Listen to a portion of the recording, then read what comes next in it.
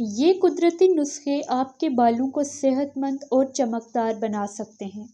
Number 1، انڈے کی زردی میں کیسٹائل صابن کا محلول شامل کرکے بالوں میں شیمپو کی طرح اور 5 سے 6 منٹ تک لگا رہنے دیں۔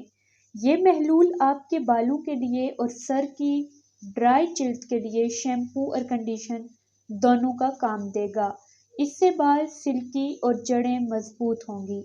نمبر 2، میتھی دانہ کو باریک پیس کر 2 لیموں کے رس کے ساتھ جڑوں میں اچھی طرح لگا لیں اور کپڑا باندھ کر سو جائیں۔ صبح کو کپڑا ہٹا کر پھر مالش کریں اور پاؤڈر جھاڑ کر کنگھی کر لیں۔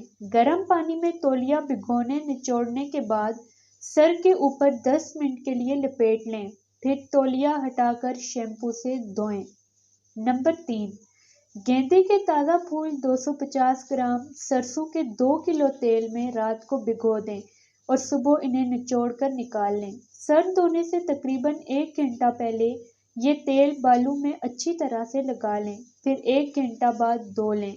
اس کے مسلسل استعمال کے بعد آپ کے بال نرم و ملائم اور چمکدار ہو جائیں گے۔ نمبر 4، 250 گرام زیرہ کو 150 گرام زیتون کے تیل میں ہلکی آنچ پر پکائیں۔